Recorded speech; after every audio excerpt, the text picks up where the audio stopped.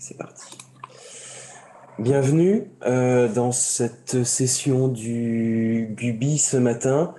Un Gubi particulier, on a des invités. On est tous réunis dans une salle dans les locaux d'Autodesk à Paris et on va parler géomatique ce matin en lien avec la sortie d'un ouvrage, d'un livre dans la collection Civil 3D axé sur la géomatique, un livre écrit par Quentin Marquette. Donc on a orienté la session de ce matin autour de cette publication. Euh, on va donc en parler pendant 1 heure. On a aussi avec nous Olivier Ekman, avec qui on va partager également pour la partie un petit peu plus pratique, qui sera animée par Guillaume Berson, qui est la 4e personne avec nous ce matin dans le call. On va faire les présentations juste après. Quelques rappels sur la forme de la session. On est en mode Zoom meeting, pas webinaire. C'est-à-dire qu'on a quelque chose qui est un peu plus interactif. Vous avez vu que vous avez tous la possibilité de désactiver vos micros pour prendre la parole si vous le souhaitez. Vous pouvez partager vos vidéos également si vous le souhaitez. C'est plus ouvert, plus convivial qu'un webinaire. La session est enregistrée et elle sera, comme toutes les autres sessions précédentes, mise en ligne sur la playlist YouTube du groupe utilisateur du Gubi. Pour rejoindre le groupe utilisateur, si vous voulez être alerté et accéder au lien d'inscription pour les prochaines sessions et pour faire n'importe quel commentaire, lancer n'importe quelle conversation à l'intérieur du groupe, ça se passe sur LinkedIn. Je partage la page. Vous faites une recherche sur LinkedIn au nom de Gubi, vous accéderez au groupe, vous faites une demande d'accès et vous serez accepté bien volontiers à participer au groupe. La playlist YouTube que j'ai évoquée précédemment, elle a légèrement évolué grâce à Guillaume Berson, qui est mon nouveau collègue, qui m'a rejoint dans les équipes Autodesk France pour se focaliser avec moi sur l'infrastructure. Comme lui, il avait des pratiques sur YouTube et qu'il connaît mieux que moi, il a repris un petit peu tout ça, il a customisé l'interface. C'est plus clair qu'avant, c'est plus intéressant qu'avant. Et vous voyez que la photo a changé. On est 2 maintenant à participer, à publier des vidéos sur cette chaîne YouTube. Et une des playlists, c'est les enregistrements du Gubi, mais il y a d'autres playlists que je vous invite à regarder si vous le souhaitez. On conserve toujours l'espace de partage dans BIM 360. Donc c'est un projet BIM 360 pour le groupe utilisateur. Les vidéos, ils sont aussi publiés, c'est-à-dire que c'est un autre accès aux vidéos, mais les contenus aussi, c'est-à-dire que les supports de présentation qu'on utilise quand il y a des liens, les liens sont actifs et vous pouvez accéder à ces supports et donc accéder aux liens en les téléchargeant depuis ce projet BIM 360. Je pense que la plupart des personnes qui sont dans le groupe Gubi sur LinkedIn m'ont demandé accès. Si c'est pas le cas, n'hésitez pas, contactez-moi et je vous donnerai accès à ce projet BIM 360. Une remarque, attention si vous voulez utiliser cette plateforme pour faire des tests et c'est aussi une occasion de voir comment ça fonctionne. Ce que vous y faites sera visible par tous les membres du groupe utilisateur. Donc, vous pouvez faire des tests, ne faites pas de production avec, s'il vous plaît. Le sujet d'aujourd'hui, donc on va parler géomatique. Ah, mais il va te le faire, hein, c'est bon. Vos micros sont ouverts par défaut. Donc faites attention, on pourra entendre vos conversations privées. On va parler géomatique donc ce matin avec comme agenda. On va commencer par échanger avec Quentin, donc qui est l'auteur du livre qui est sujet quand même, qui porte le sujet de ce matin. On aura une partie après plus pratique où on va voir des illustrations sous forme de vidéos séquencées qui seront commentées par Guillaume et, et Olivier. Et puis, on ménagera une partie questions-réponses à la fin de la session. Donc peut-être c'est le moment peut-être de faire une courte présentation. Quentin, tu peux te présenter rapidement, s'il te plaît? Constant Market, consultant indépendant, donc j'interviens pour tout type de clients en AEC, un petit peu en manufacturing de temps en temps. Aujourd'hui, plus ingénieur SIG qu'ingénieur BIM et auteur d'un ouvrage en attendant la suite. En attendant la suite. On parlera après. Ok. Olivier, s'il te plaît. Donc Olivier Ekman, je suis directeur informatique de la société Projexial, qui est un cabinet de géomètres experts et bureau d'études VRD Infra. Et je m'occupe par passion de tout ce qui relève de la cartographie, du BIM, des maquettes 3D, donc, et puis développeur occasionnel et voilà. Développeur occasionnel et développeur d'un plugin. D'un plugin pour AutoCAD Map et donc pour Civil, puisque c'est inclus dans Civil. Ok. Et donc il rejoint la thématique d'aujourd'hui, puisque Quentin l'évoque dans son ouvrage, et on va faire la connexion ce matin. Merci. Guillaume aussi peut-être. Ouais, Guillaume Merson, donc je suis nouveau chez Autodesk, Solution Engineer sur toute la partie infrastructure. Donc comme l'a dit Vincent, on travaille sur les mêmes sujets, pas sur les mêmes comptes, mais tous les deux sur la partie infrastructure. Et donc j'ai la chance d'avoir participé à la chaîne YouTube, et on essaye d'animer les groupes d'utilisateurs et vous donner du contenu. N'hésitez pas aussi, si vous avez des idées d'ailleurs, j'en profite parce que si vous avez des idées de vidéos sur des choses qui peuvent être intéressantes de partager, à nous les envoyer, c'est toujours bon à prendre et ça peut permettre de guider un peu la manière dont on gère cette chaîne YouTube. Merci Guillaume. Alors, on passe donc à cette partie discussion pour démarrer avec Quentin.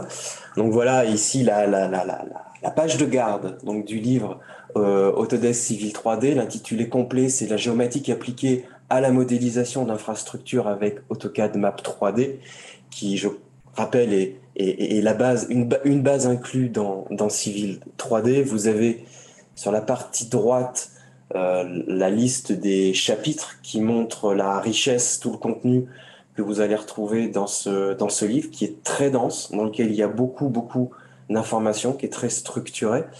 Donc c'est Quentin Marquette qui a écrit cet ouvrage, paru fin février. Oui. Aux éditions du Moniteur. Donc il est disponible. Vous pouvez le commander sur le site du Moniteur. Il est disponible dans les librairies spécialisées. Pas que. On en retrouve même sur le Furet du Nord. La majeure partie des ventes, c'est plutôt par Amazon. On voit qu'il y a un avant et un après Covid. Oui. Et pour ce type d'ouvrage, les librairies traditionnelles ont un peu moins d'effet. Ok. Et ça reste assez volumineux. C'est un bon 650 pages. Oui.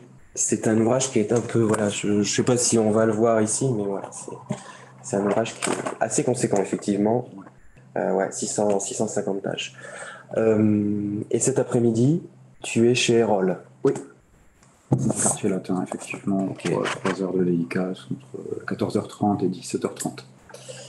Donc, malgré les problèmes de transport dans Paris aujourd'hui, si vous avez l'occasion, vous pourrez rencontrer Quentin cet après-midi. Chez Erol à Saint-Germain. Donc Quentin, c'est nouveau pour toi cette activité d'auteur. Ouais. Comment ça s'est enclenché, comment ça a démarré cette aventure? Par hasard. En fait, c'était le souhait d'Emmanuel Di Giacomo, qui est directeur de collection, d'enfin pouvoir inclure un outil d'infrastructure, quel qu'il soit, dans la gamme, qui était plutôt orienté full rapide, même s'il y avait un peu de dynamo. Et l'idée initiale, en fait, c'était de faire intervenir Lionel Fabre pour la traduction d'un ouvrage en anglais. D'accord. C'était le modèle qui avait été retenu d'ailleurs avec Philippe Drouin, qui avait traduit 2 ouvrages de chez Ascent. Le problème, c'est l'acquisition des droits financiers pour pouvoir récupérer la propriété intellectuelle. C'est sur 3 ans, c'est court. Et s'il y a des exercices, il faut payer une 2e fois. Donc on ne savait pas quoi faire et Lionel prenait un poste important chez Aegis. Donc on s'est dit on va partir sur quelque chose de neuf qui n'a pas été créé. On devait faire un ouvrage Civil 3D infralinéaire à la base. Puis on a mis un chapitre de prérequis, puis un 2e, puis un 3e. Et puis au bout d'un moment on s'est dit on va faire 50% de map et 50% de civil. Le problème c'est qu'il y a eu la montée en gamme en même temps des produits Esri. Donc la géomatique c'était en plein boom. Ouais. C'était quelque chose qu'on ne connaissait pas avant, ou tout du moins très mal, c'était marginalisé. Olivier pourra en parler avec ses expériences précédentes. Et il y a certains chapitres qui devaient faire que 30 pages, qui sont allés jusqu'à 80-90 pages, voire 100 pages. Chapitre 5, par exemple.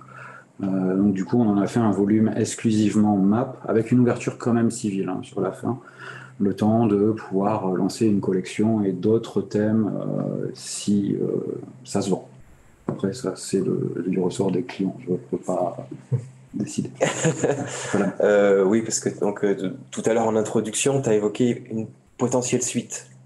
Oui, sur Map, donc l'ouvrage est plutôt étant débutant, voire niveau intermédiaire. On aimerait faire un volume avancé. Puis on en parlera également à la fin du PowerPoint. Civil 3D, en fait, c'est 4 outils en un.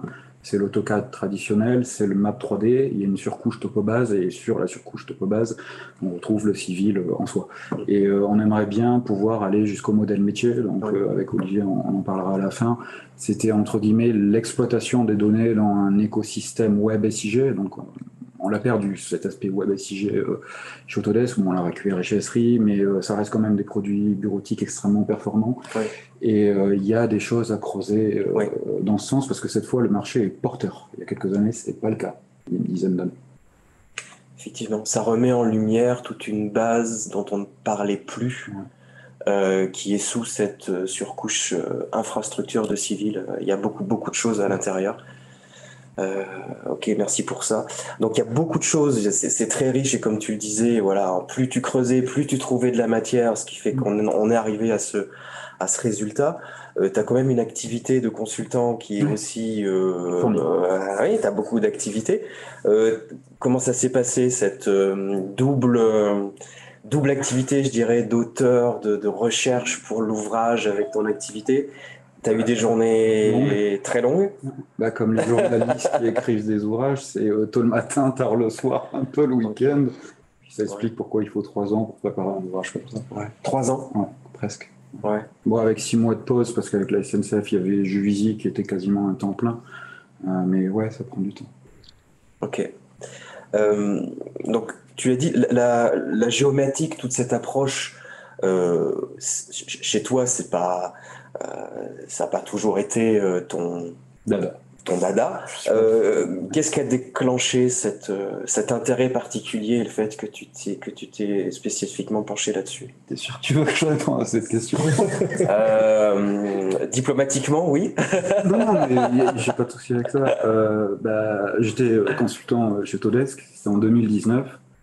Et le management de l'époque me convoque en me disant lundi prochain, tu vas chez un client, c'est une ingénierie, je ne citerai pas de nom d'entreprise ni de nom de personne, et on me dit tu vas faire une formation Map 3D. Et j'ai regardé l'encadrement de l'époque, je leur ai fait Map quoi?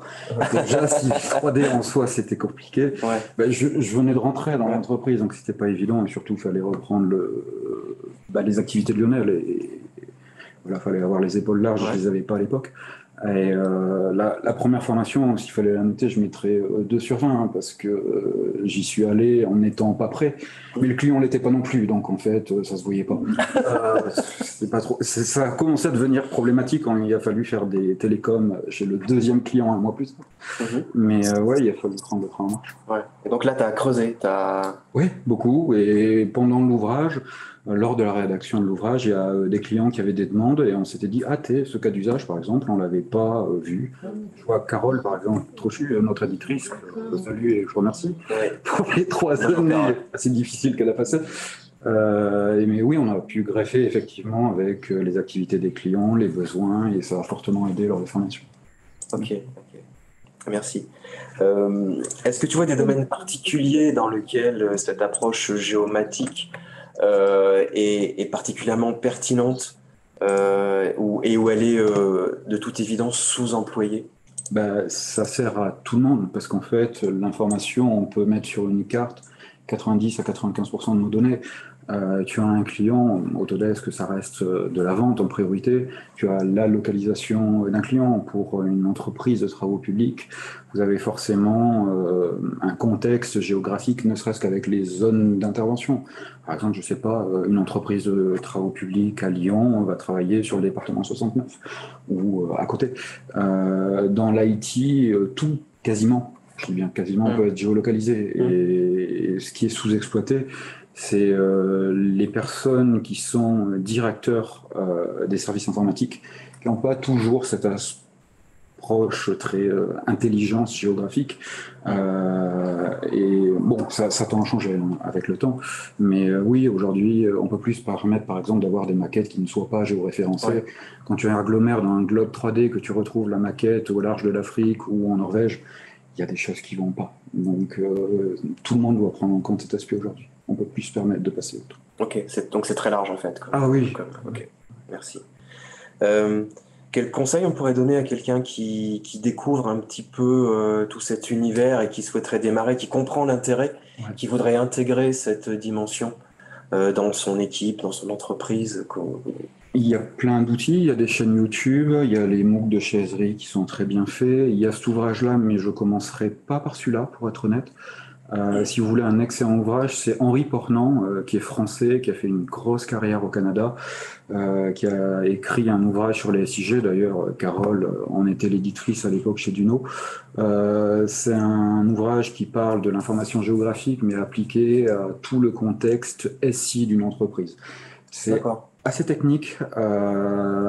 L'ouvrage doit coûter également une 60aine d'euros. On est sur des gammes de prix assez similaires, il me semble, de mémoire. Je commencerai par ça parce que c'est à mettre entre toutes les mains, du projeteur au coordinateur, au BIM manager, à l'ingénieur SIG et surtout au responsable IT de l'entreprise. Parce qu'aujourd'hui, on ne peut rien faire sans les personnes lignes de SI.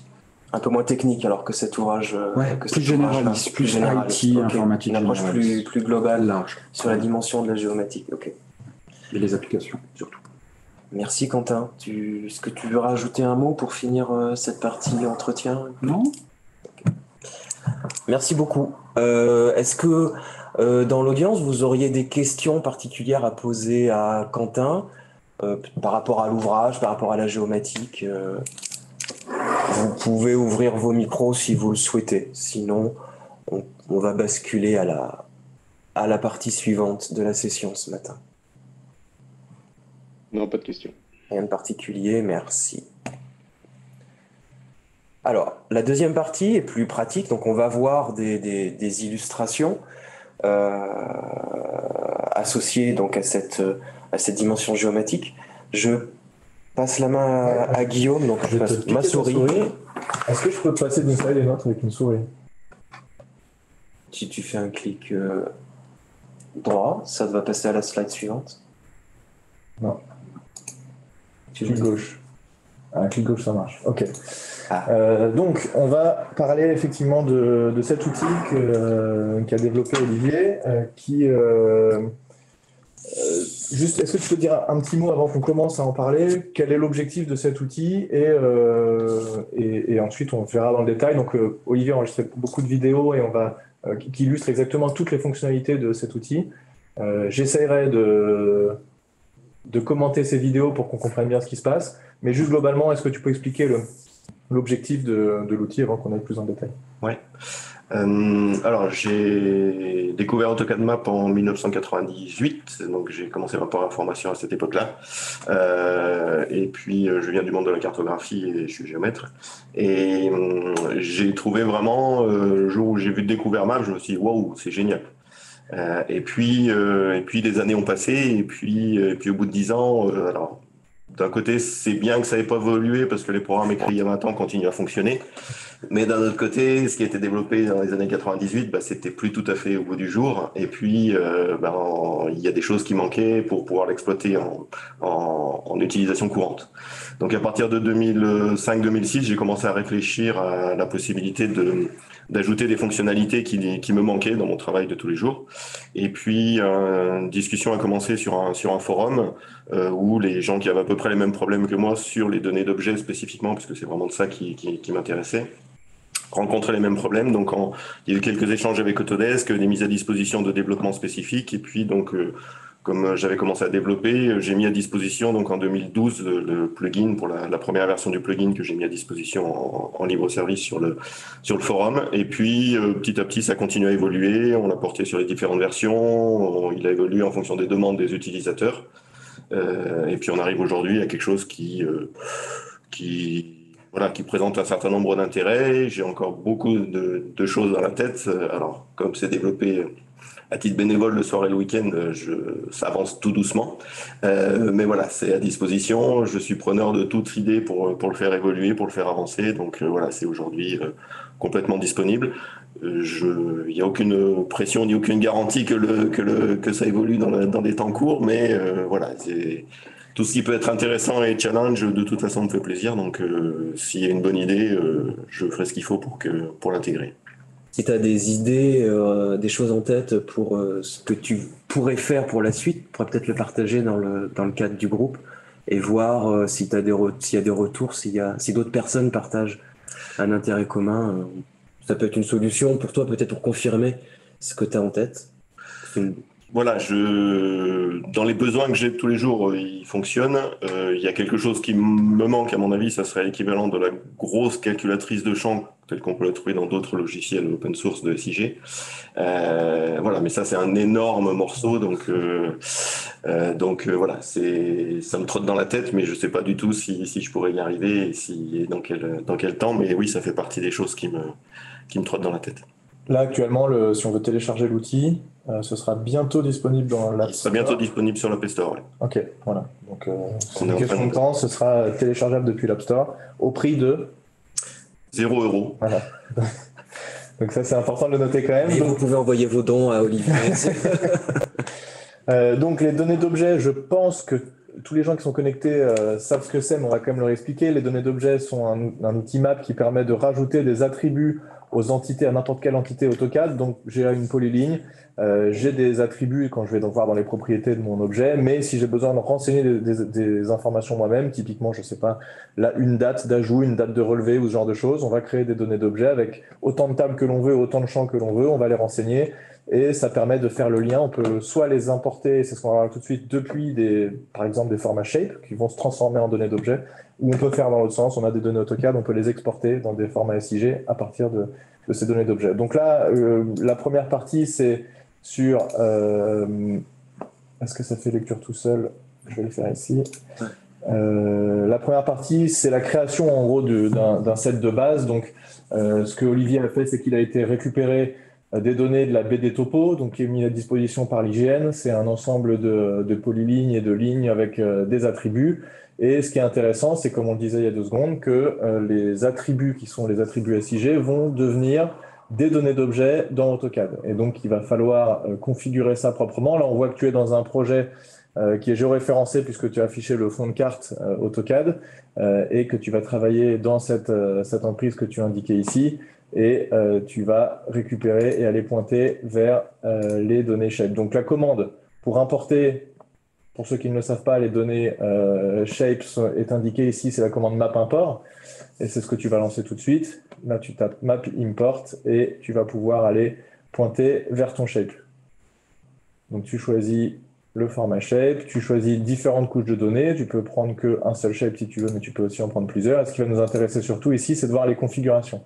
Et donc, la chose importante ici à voir, c'est que de base, quand on importe ces données au format shape, on a une colonne qui s'appelle données et qui est pas renseignée. Donc, ça veut dire qu'on va juste récupérer de la géométrie. C'est pas ce qui nous intéresse ici. Nous, on va vouloir récupérer de la géométrie avec tous les attributs qui sont associés. Et donc, tu vas aller préciser que tu veux récupérer telle table et ensuite, tu peux aller jusqu'à dire dans cette table, je veux tel champ. On n'est pas obligé de récupérer tous les champs et toutes les valeurs. On peut choisir lesquels on veut récupérer. Et on peut même les réattribuer en affectant des nouveaux noms de champs pour lui dire, bah, moi, ce nom-là me plaît pas, je préfère qu'il ait ce nom-là. Donc là, c'est ce que tu fais ici. Et tu vas récupérer les données. On va aller jusqu'à l'affichage, je pense, en fin de vidéo, ou c'est peut-être la vidéo suivante. Voilà. Donc là, c'est la configuration de ces données au format de la BD Topo, voilà, et ça s'affiche ici. Donc on a récupéré tout un ensemble de données avec leurs attributs. Donc ça, c'est la première phase de mise en place de la donnée. Ensuite, il y a une petite phase de nettoyage du dessin et de consolidation des données. Alors, je vais prendre mes notes pour voir exactement ce que tu fais ici. Donc, tu vas utiliser... Est-ce que je suis dedans? Oui, illustration, nettoyage de dessin. Voilà, c'est ça. Donc, je lance la vidéo. Ici, tu vas notamment utiliser... donc, la première étape que tu fais, c'est que ce que tu regardes ici, c'est que les polylines qui sont importées sont des polylines 3D. Ce qui ne nous intéresse pas ici, nous, on veut des polylines 2D. Alors, j'ai refait le test parce que je ne me souvenais plus exactement. Si on explose une polyline 3D, ça ne devient pas une polyline 2D, ça devient des lignes. Donc, ça ne marche pas. Et de toute façon, exploser une entité qui contient des données d'objet fait disparaître ces données d'objet. Donc, ça ne marche pas non plus. Donc, on voit ici que là, on est dans les propriétés. On a des informations supplémentaires qui correspondent aux données d'objet qui ont été ajoutées. Et donc, il va falloir, pour transformer ces polylignes 3D en polylignes 2D, passer par une commande. Donc là, tu fais des outils de sélection pour sélectionner tes polylignes 3D. Et tu vas passer par les outils qu'on appelle MapClean. Enfin, la commande s'appelle MapClean.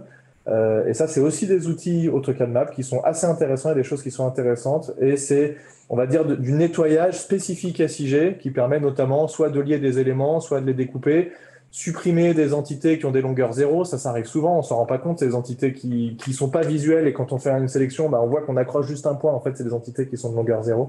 Et donc, dans cette fonctionnalité-là, on retrouve une possibilité qui est de transformer les polylines 3D en polylines 2D. Donc, tu utilises l'outil MapClean pour transformer tes polylines 3D en polylines 2D, ce qui permet de conserver également les données d'objet, puisque, évidemment, si on perd les données d'objet, on perd tout l'intérêt de ce qu'on va faire derrière. Et ensuite, tu refais une sélection de ces polylines 2D, puisque tu te rends compte qu'elles ont une altimétrie, que ça ne nous intéresse pas ici. Donc, tu sélectionnes toutes les polylines 2D et tu vas mettre une élévation à 0. Et je crois que c'est tout ce qui est fait ici. Voilà, on voit que tu changes élévation à 0. Voilà, donc là, on arrive avec un set de données qui est maintenant à peu près propre et avec de la donnée attributaire qu'on a récupérée sous forme de données d'objet. Ensuite, oui. Je me permets, vous avez vu, en bas, il y a des références aux pages de livres qui correspondent à chaque thématique qu'évoque Guillaume. Le support sera partagé sur le projet BIM 360 du groupe. Vous pourrez retrouver tout ça et le parcourir. Donc là, on arrive vraiment sur la première commande de tes fonctions qui s'appelle MapShowOD et qui permet d'afficher. Donc on le voit, on le répète, ça s'affiche au niveau des propriétés de l'objet. Mais ce qui n'est pas très pratique, c'est qu'il va falloir, si on veut plus afficher, sélectionner chaque objet et récupérer les informations. Donc c'est pas forcément le plus simple. Et quelque chose qui serait très intéressant et ce qu'on retrouve dans le SIG, c'est d'avoir un affichage en mode grille, on va appeler ça. Et c'est ce que tu vas faire ici. Tu vas demander avec la commande MapShowOD d'afficher l'intégralité de tes données d'objets qui vont s'afficher, voilà, on le voit ici, en mode gris, et ce qui permet d'avoir une visualisation quand même beaucoup plus simple. Mais en plus, tu as rendu cet affichage très interactif, puisque de base, quand on va cliquer sur une des lignes, eh bien, ça va directement sélectionner et la highlighter, l'entité qu'on a sélectionnée, et venir zoomer dessus. On voit qu'il y a des options ici en haut à droite qui permettent de faire différentes choses. Mais là, on voit que tout de suite, quand tu cliques sur une ligne, eh bien, ça va zoomer sur l'entité en question et on va récupérer toutes les infos puisqu'elles apparaissent directement dans cette grille-là. Donc ça, je crois que c'est le comportement de base, ce zoom automatique, quand on relance la fonction. Voilà, l'idée c'était ça existait quand on fait une liaison entre un objet AutoCAD et une base de données externe type Access ou Oracle ou n'importe quel serveur. On a cet affichage grille avec cette interaction directe, bidirectionnelle, on va dire, entre le dessin AutoCAD, on va voir tout à l'heure, le dessin AutoCAD et la grille. Et donc j'ai simplement reproduit ce mimétisme dans le fonctionnement que je trouve très intéressant. Et donc l'idée c'était vraiment de pouvoir travailler, sélectionner dans la grille ou sélectionner depuis un objet AutoCAD, comme c'est le cas actuellement, et puis de retrouver l'élément correspondant dans la grille pour afficher les éléments. L'intérêt étant qu'on peut trier par colonne et donc de réorganiser les colonnes comme on a besoin et de pouvoir plus facilement venir sélectionner des objets si nécessaire. On voit aussi qu'on peut en sélectionner plusieurs, ça marche avec la touche Shift, tu sélectionnes différentes entités et ça fait un zoom étendu au niveau de toutes les entités que tu as sélectionnées. Ensuite, là, tu viens utiliser un bouton qui permet de sélectionner que les entités qui ont une table, c'est ça, ou alors qui n'en ont pas. Par défaut, le bouton a trois états, en fait. Il a un état de base où il n'y a pas de filtre, c'est-à-dire qu'on peut sélectionner indifféremment des objets dans AutoCAD sans problème. Il y a un premier état qui permet de ne sélectionner que les objets qui ont des données d'objets. Donc là, ça permet simplement de pouvoir, si on sélectionne avancer là. Tous les objets, ça ne gardera que les objets qui ont des données d'objets correspondant à la table. Ça arrive de temps en temps quand on récupère de la digitalisation, quand on récupère des choses ou des éléments qui ont été faits, de trouver des données, des objets qui n'ont pas de données d'objets encore ou qui n'ont pas la bonne structure, parce que ça reste de l'AutoCAD. Donc, s'il y a un objet dans un calque pour lequel on a oublié d'associer les données d'objets, il ne sera pas exportable, il ne sera pas utilisable. Donc, ce sont des outils de recherche pour vérifier un petit peu ce qui nous intéresse. Et puis, la dernière option, c'est au contraire de sélectionner les objets qui n'ont pas de données d'objets. Donc, justement, de trouver soit les uns, soit les autres comme outil d'analyse sur ces données d'objets.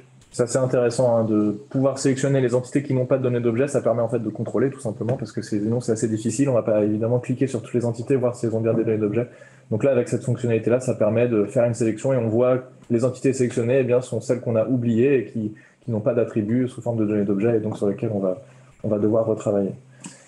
Il y a une remarque de Bertrand dans le chat.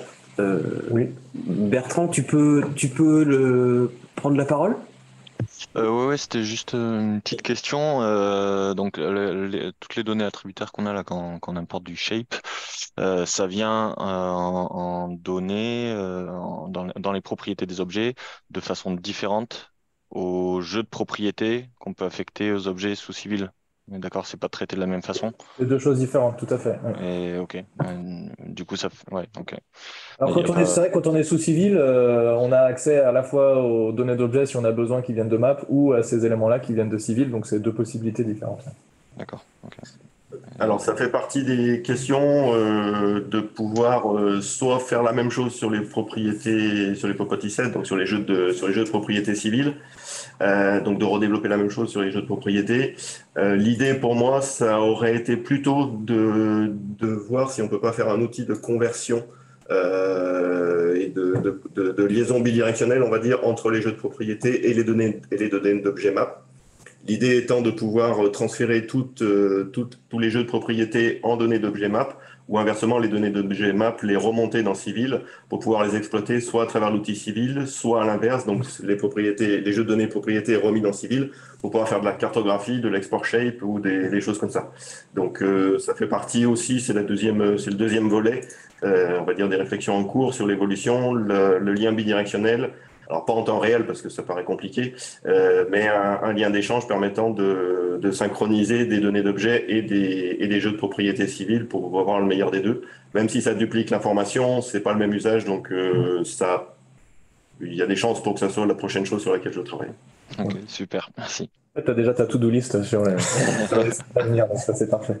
Et donc là, ce qui est illustré, c'est l'information qu'on disait, c'est qu'en fait, tu as créé une entité, donc volontairement, elle n'a pas évidemment de données d'objets, puisqu'on lui a pas attribué, on n'a pas fait l'opération pour attribuer une table de données d'objets, et donc tu vas pouvoir la sélectionner, tu vas la retrouver, elle va être sélectionnée en tant qu'entité qui n'a pas de données d'objets, et tu vas ensuite pouvoir faire voilà, là on la retrouve, tu sélectionnes tout, et c'est uniquement l'entité que tu viens de créer qui est sélectionnée. Et donc, tu vas pouvoir faire cet effort d'aller associer ta table de données d'objets et de lui rentrer les informations s'il y a besoin. Voilà. Donc, en fait, cet outil-là, il est très bien, mais ce que tu évoques dans la vidéo, c'est que dès qu'on a à faire une sélection qui implique 2 critères, eh ben, ça ne suffit pas. Donc là, on est très bien tant qu'on n'a qu'un critère et ça va très bien fonctionner. Mais si on a plus qu'un critère, on va devoir aller un petit peu plus loin. Et là, tu as mis en place un outil. Et donc, c'est ce qu'on va voir juste après. La commande suivante. On va avancer.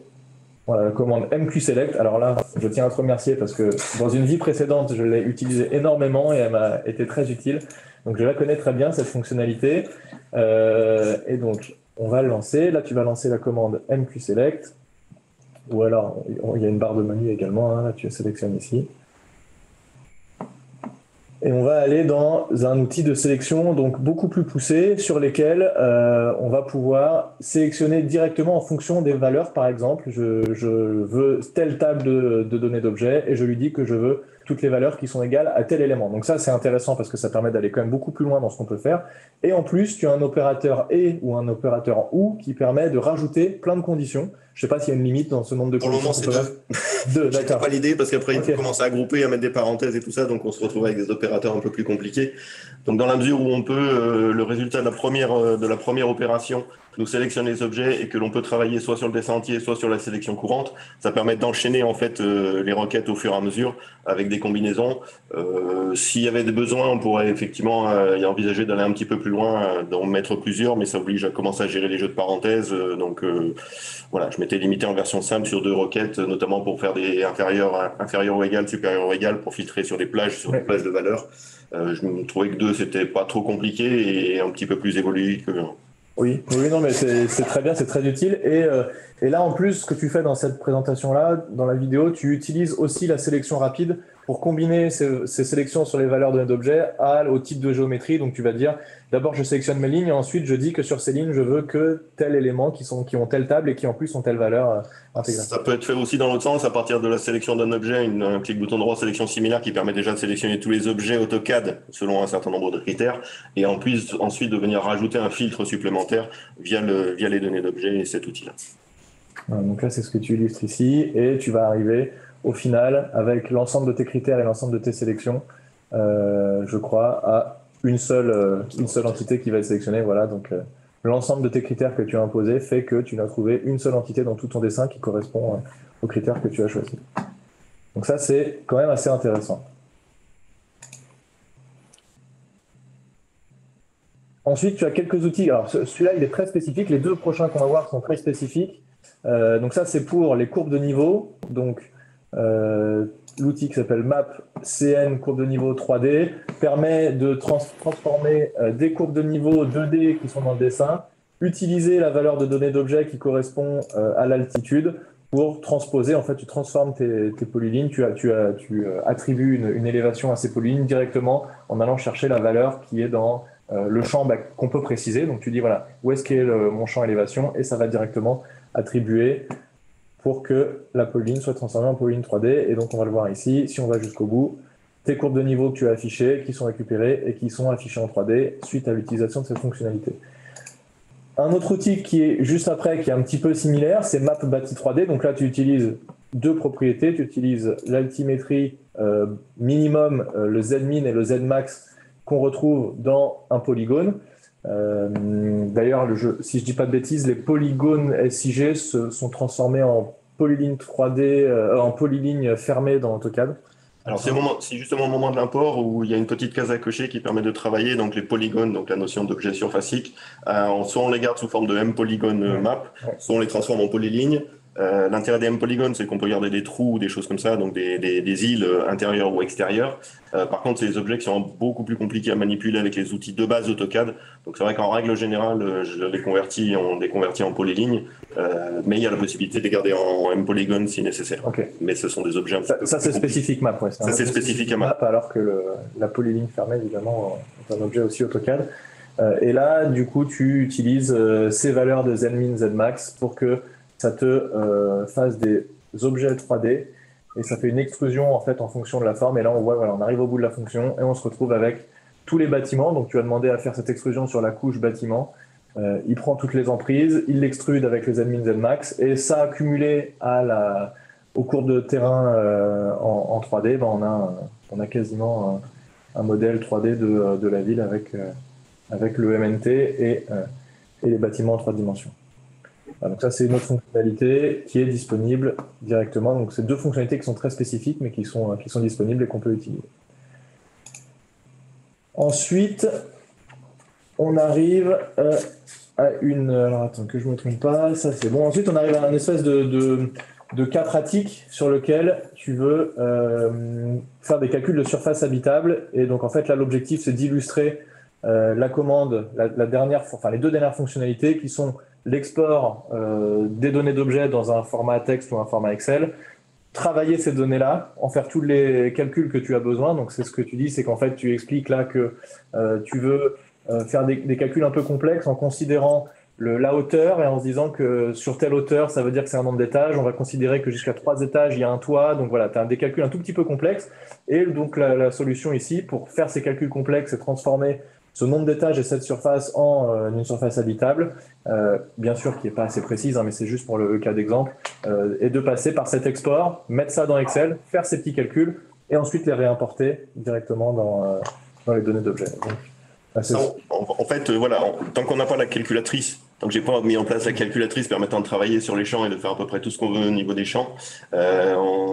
C'était une demande qu'on avait eue de voir comment est-ce qu'on pouvait faire évoluer. Et dans AutoCAD, on a cet outil très intéressant d'export d'attributs et d'import d'attributs qui permet justement de sortir dans un fichier texte manipulable sous Excel, de pouvoir sortir les attributs des blocs, faire tout ce qu'on a besoin de faire dans Excel, qui lui est très fort pour faire des calculs et des formules, et de les réinjecter là-dessus. Donc, je suis parti exactement sur le même principe, où là, ce ne sont pas les attributs, mais les données d'objets qu'on exporte dans Excel. La possibilité de glisser-déposer le fichier texte dans Excel, de faire tous les calculs nécessaires dans Excel, de faire des tris, de faire des compléments, de choisir ce qu'on veut, les éléments sur lesquels on veut intervenir, et de réimporter ces données après modification sous Excel et après les calculs importants qu'on a pu faire sous Excel.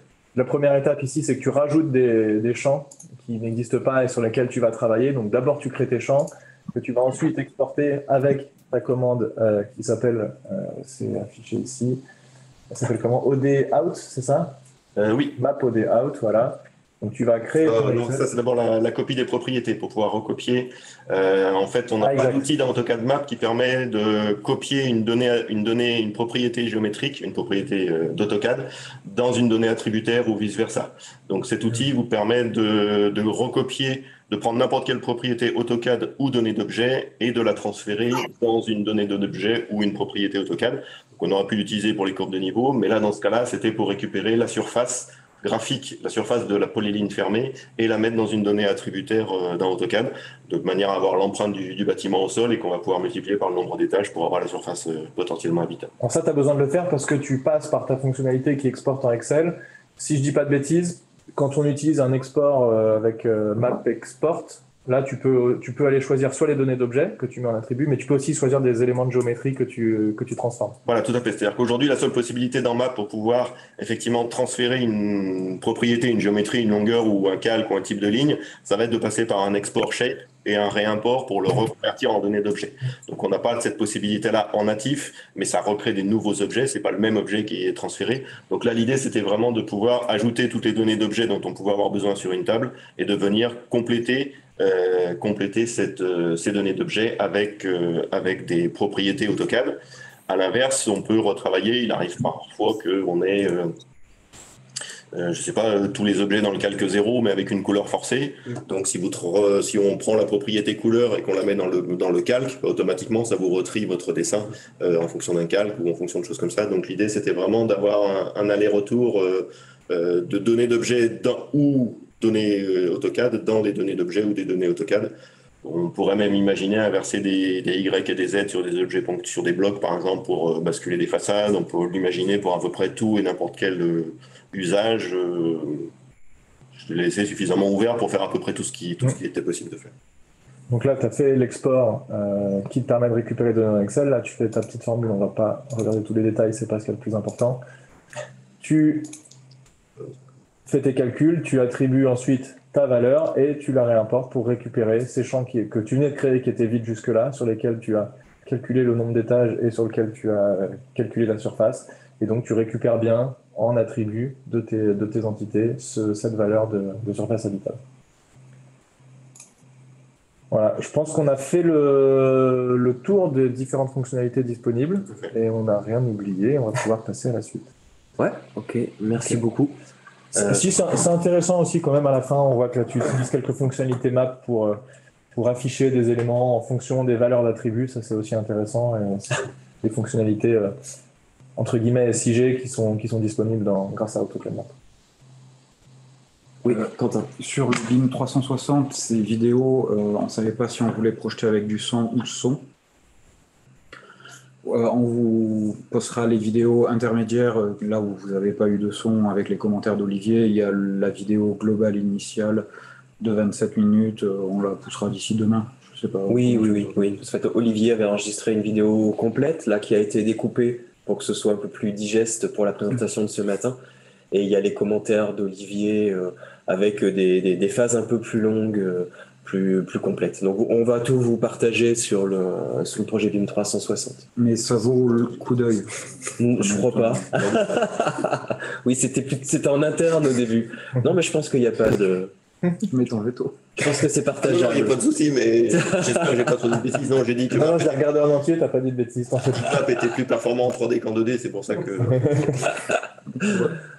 Ok, donc là, voilà, quelques ajouts euh, Ouais. sur comment aller plus loin. Qu'est-ce qu'il y a au-delà de juste De map?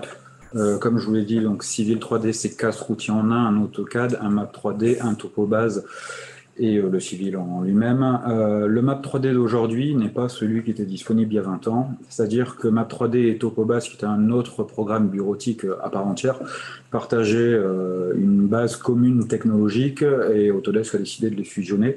Donc aujourd'hui, quand vous utilisez un AutoCAD Map, vous avez également un Topobase et souvent les gens disent, quand vous installez un Civil 3D, vous avez toutes les fonctionnalités de Map. C'est vrai à 95%. Le fait d'installer un Map 3D avant un civil vous ajoute un programme qui est assez important si vous voulez faire de la gestion de base de données, qui s'appelle l'Autodesk Infrastructure Administrator, et ça revient au modèle de Topobase. Donc Topobase, c'est un outil qui avait très très bien fonctionné dans certains pays, là, ce qu'on appelle la zone DACH. Donc c'est la Suisse, c'est l'Autriche, c'est l'Allemagne. Ça avait un peu moins bien fonctionné à l'époque où Patrice Brault, Nicolas Ragel et Benoît Maréchal étaient chez Géomode, un des revendeurs Autodesk.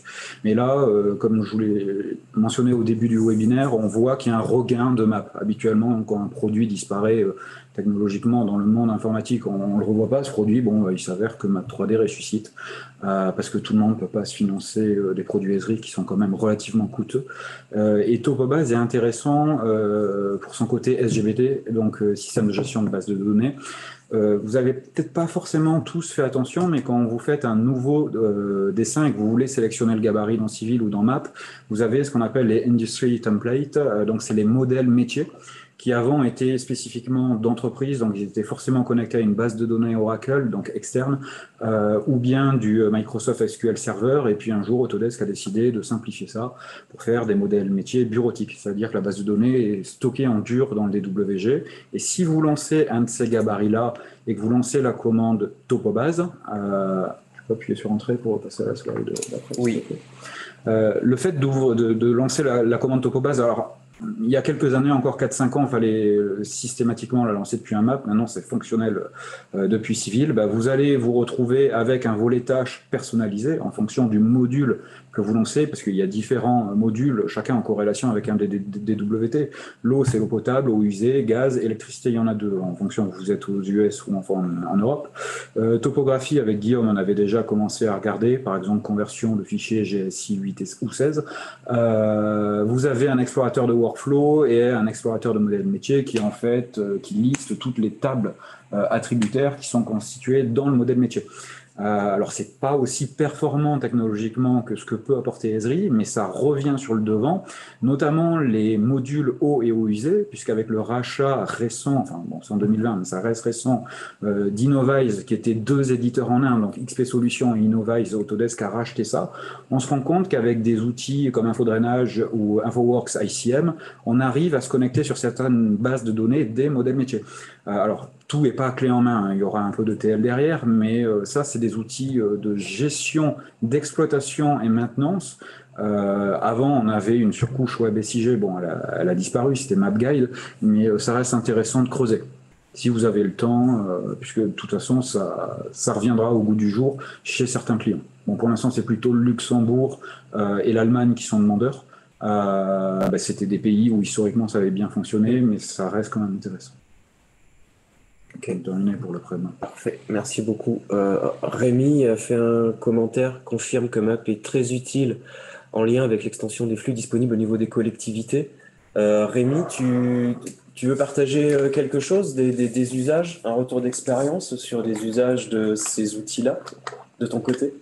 Oui, peut-être rapidement. En fait, nous, on s'aperçoit hein, dans les collectivités, de plus en plus, on étend les usages finalement entre DAO, CAO et flux SIG, en lien aussi avec des démarches liées au BIM.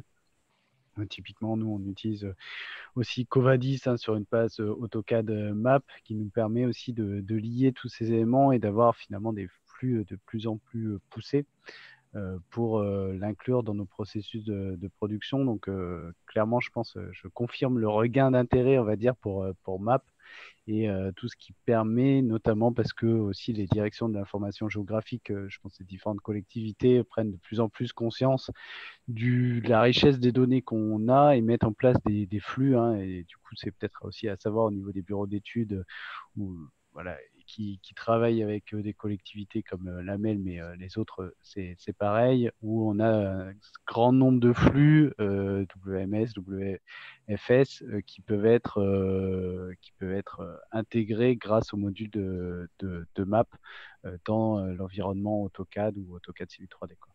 D'accord. Ça, à la métropole de Lille, c'est quelque chose que vous exploitez au quotidien? Oui, oui, tout à fait, ouais. C'est déployé auprès on doit avoir 80 agents qui ont l'environnement AutoCAD, AutoCAD Map. Ok. Merci Rémi. C'est vrai? Voilà, on a fait le tour. On est très bon dans le timing de ce qu'on voulait vous partager ce matin. Il nous reste un petit peu de temps avant midi pour toute question, remarque par rapport à ce qui a été partagé. Donc, n'hésitez pas. Il n'y a pas de question bête, hein, si vous découvrez le domaine. Soyez pas impressionnés par peut-être le vocabulaire ou ce qui a été partagé. Je sais que quand on découvre, ça peut faire un peu peur. C'est une façon d'approcher les choses qui est spécifique. Donc n'hésitez pas si vous avez un commentaire, une remarque, une question.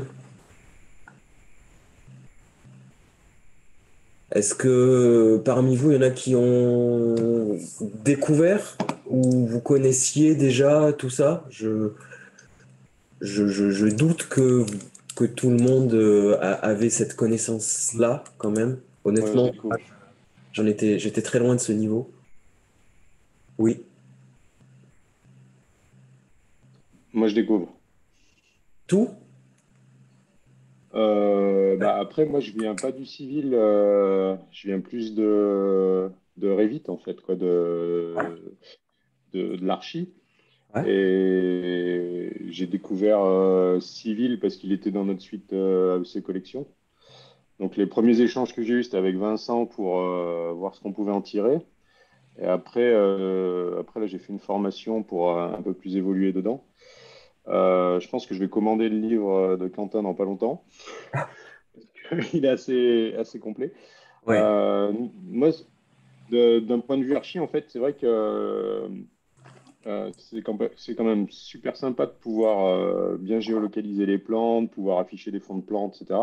Travailler aussi avec les données d'IGN, intégrer la BD topo, etc. Mais c'est assez, quoi, c'est un peu le parcours du combattant au niveau trouver les infos, trouver les bonnes infos et puis arriver à ce qu'on veut. Alors vous, ça fait 20 ans, 15 ans ou je sais pas combien d'années vous êtes dans le métier, donc ça vous paraît hyper simple.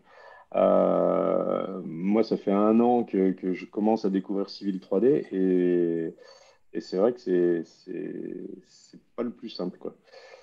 Euh, mais c'est super intéressant parce que du coup, quand j'ai des réseaux gravitaires, des choses comme ça me permet de vérifier que ça marche, ça me permet de faire en fait aussi de combler ce que Revit ne fait pas forcément.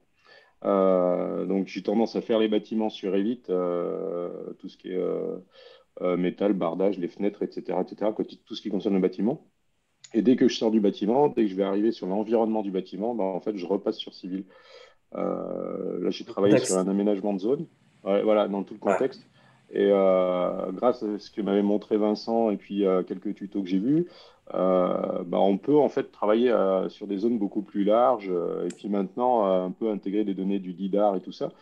Et du coup, en fait, c'est énorme cette base de données qu'on a. Le tout est d'arriver à la travailler correctement. Et moi, les derniers problèmes que j'ai, mais on les avait évoqués ensemble, c'était la connexion dans Civil aux données de l'IGN. On peut importer les données Shape, etc. assez facilement, mais par contre, avoir une connexion directe avec les flux, ça, j'y arrive pas. Du coup, je suis obligé soit passer par QGIS, soit passer par d'autres logiciels annexes, en fait, avec, avec lesquels marchent très bien les connexions et du coup travailler dessus pour pouvoir les réimporter. Mais c'est vrai que si on peut tout faire sur Civil, ce serait que mieux, quoi. Mais je crois que c'est dans les tuyaux d'après ce qu'on avait dit la dernière fois. Ouais, Guillaume, On regarde. on est conscient. Ouais, ce que tu partages, on le connaît. Tu n'es pas le seul à faire ce retour. Donc, on est en train de regarder ce sujet attentivement. Ouais. Ouais, il y Ouais. a du blocage technique sur le fait que le serveur de l'IGN, La bonding box, là. voilà, c'est des histoires de bonding box voilà, faut faire en sorte que tous les serveurs fonctionnent pas de la même manière et la méthode qui est utilisée par MAP n'est pas digérée par le serveur, donc il y a des investigations. Mais après, je pense que vous demandiez tout à l'heure qu'est-ce qu'on pourrait améliorer sur les tutos dans le Gubi, etc. Euh, je pense que ce que vous avez présenté là, par exemple, se dire, voilà, je vais récupérer des données et puis les mettre un peu en valeur. Les vidéos qu'on a vues là, je trouve ça excellent. Arriver à récupérer les hauteurs des bâtiments et puis faire les bâtiments en 3D sur un map.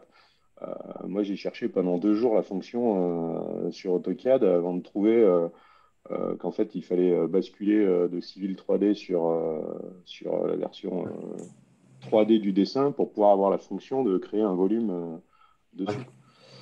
Et après, arriver à le coller parce qu'au début, il dessine en zéro. Et puis sinon, dans le, dans le Country Kit aussi, il y a une fonction. Mais ça, je l'ai découvert bien trop tard. C'est assez Oui, c'est simple. vrai. C'est élémentaire. Il y a un petit outil qui a été rajouté dans le Country Kit depuis assez longtemps maintenant. Effectivement, et dont on ne parle pas, parce qu'en fait, on en a parlé quand il est rentré dans le Country Kit, et puis après, on ne met plus en Oui, avant. Ouais, voilà, ouais. c'est ça en fait. Ouais. Vous, comme Il y ça a fait beaucoup de longtemps que choses. vous êtes dedans, pour vous, ça vous paraît des choses peut-être basiques. Mais moi qui viens de rentrer en fait dans l'utilisation de civil, j'ai raté un train en fait. Et du coup, Je c'est comprends, vrai que mais des fois, en fait, tu sais, là, ce que Quentin a remis en avant avec le bouquin là, et tout ce qu'il a trouvé en creusant, c'est des choses que même nous, quand on est arrivé, t'as beau être arrivé il y a 10 ans, il y a toute une partie qui était déjà en place avant. Et moi, il y a beaucoup de choses que je ne connaissais pas du tout hein, dans tout ce qu'a présenté Quentin. Hein. Mais je comprends tout à fait ce que tu évoques. mais On, par on ne contre, c'est fait que super, hein. rajouter sans arrêt des nouvelles fonctionnalités, des nouvelles possibilités, des nouvelles fonctions dans les logiciels. Et ce qui est déjà là, ce qui est en place, on n'en parle quasiment plus. On a un peu l'impression que ça tombe en désuétude, mais non, c'est toujours là. Seulement, comme c'est plus mis en lumière, on n'en parle plus, c'est plus évoqué, c'est plus partagé. Donc c'est beaucoup plus difficile à récupérer, à trouver, à exploiter. Je comprends tout à fait. C'est super le fait de pouvoir échanger comme ça. Je suis content parce que sur Revit, on a plein de forums, plein de trucs, il y a plein d'émulations. Sur Civil, Ouais, c'est ouais. beaucoup plus confidentiel, si je peux dire. Et j'apprécie beaucoup aussi les dernières vidéos qui sont sorties sur YouTube, le nouveau format et tout. C'est bien. C'est Premier truc que Guillaume. j'ai fait, c'est refaire mes installations correctement et j'ai fait en suivant le tuto. Donc, merci. Merci beaucoup pour le partage. Merci. Avec plaisir. Euh, on approche de midi. Si vous avez encore d'autres remarques ou d'autres questions, elles sont bienvenues. Si vous avez d'autres suggestions qui arrivent après, n'hésitez pas sur le groupe sur LinkedIn, hein, c'est ouvert. Euh, il y a aussi le forum Infrastructure France, le forum Autodesk. Une autre façon, si vous souhaitez, de partager. Souvent, les gens y pensent quand ils ont des problématiques, une fonctionnalité qu'on n'arrive pas à utiliser ou quelque chose qui se passe pas comme on souhaiterait sur les fichiers. On va sur le forum, mais ça peut être le forum, il est aussi utilisable pour partager des réflexions, des remarques ou n'importe quoi d'autre. Hein, faut pas. C'est très ouvert. Peut-être Ouais, Rémi. ouais, Vincent, un élément peut-être à partager, je pense, qui est intéressant pour la communauté. Je le pointais un peu tout à l'heure, mais n'hésitez surtout pas, je pense, quand vous travaillez sur des territoires, notamment en France, c'est aussi vrai à l'étranger, mais aller un peu sur les portails open data, finalement, des différentes collectivités. Moi, pour donner des formations, notamment sur les volets infrastructure, je fais assez souvent cette démonstration. Il y a beaucoup de données, finalement, qui sont disponibles, souvent mieux structurées que ce que fait l'IGN, en l'occurrence au niveau de son portail en termes d'accessibilité de flux, typiquement sur de la photo aérienne, sur du référentiel détaillé, etc. du bâti. Il y a vraiment beaucoup de choses qui sont accessibles totalement librement. et qu'on peut intégrer comme ça dans nos outils de conception du quotidien pour créer le contexte, analyser, avoir les contraintes du projet notamment. Ok, merci. Oui.